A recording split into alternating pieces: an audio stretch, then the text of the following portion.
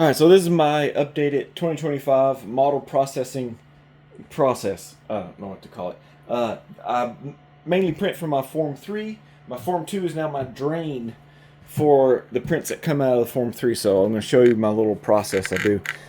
Here's the Form 2, and that is extra resin that has drained out of these models.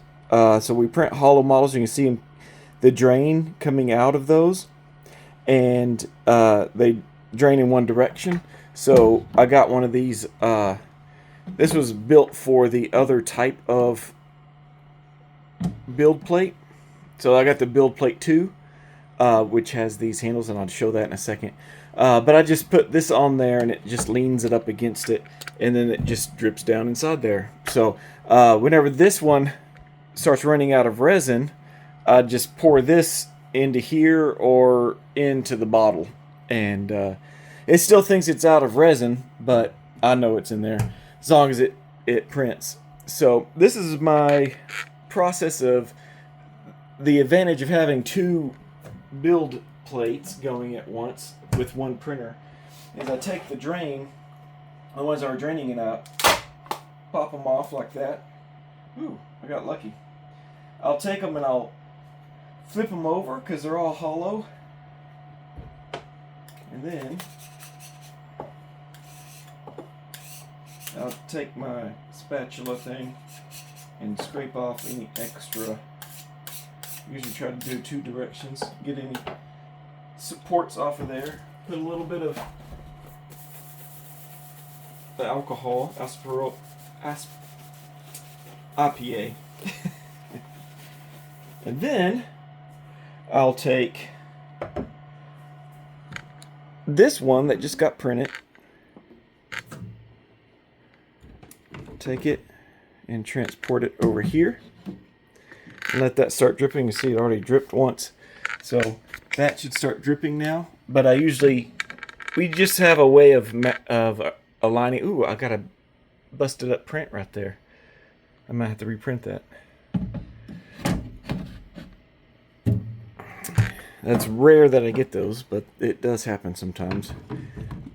So then I put the newly cleaned one, and I say, yes, it's ready.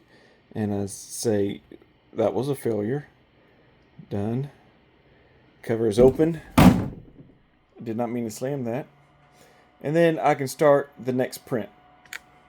And then that starts printing. This drains the whole time that's printing. By the time that's printed, this is pretty much well drained.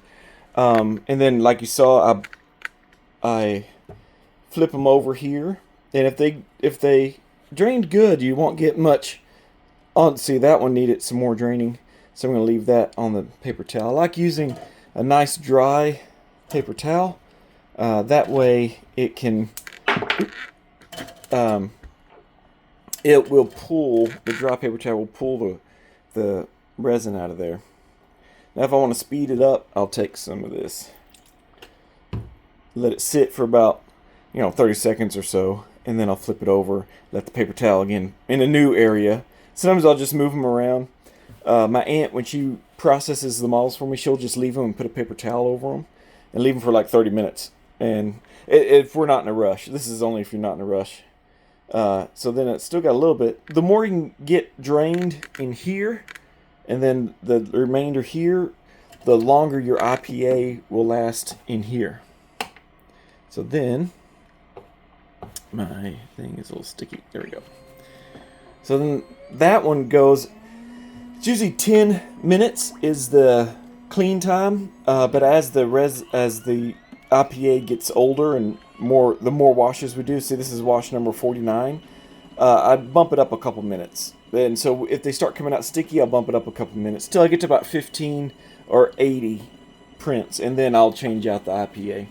And then once they're done there, I put them on my little drying rack up here with a fan, and then we once they're dry, we put them in the cure, and that's it. That's my 2025 end of 2025 process. I've been using this process for like most of this year with the one printer, one drain. This will still work, but you got to buy separate pans than you have for here and all that. Anyway, it just turns out we just print 6 at a time and just run them through that way. So hope that helps somebody.